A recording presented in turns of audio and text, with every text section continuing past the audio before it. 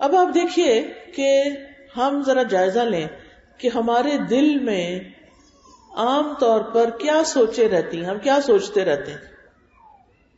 ہم کوئی مشکل پیش آتی ہے تو ہم اللہ پر یقین رکھتے ہیں، توکل کرتے ہیں،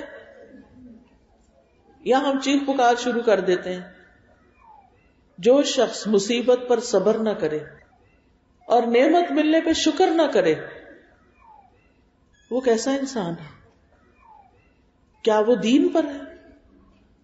کیونکہ ہمارا دین تو ہمیں یہ سکھاتا ہے، نبی صلی اللہ علیہ وسلم نے فرمایا کہ عجبا لامر المؤمن، مومن کا حال بھی بڑا عجیب ہے، اور یہ چیز مومن کے سوا کسی کو نصیب نہیں.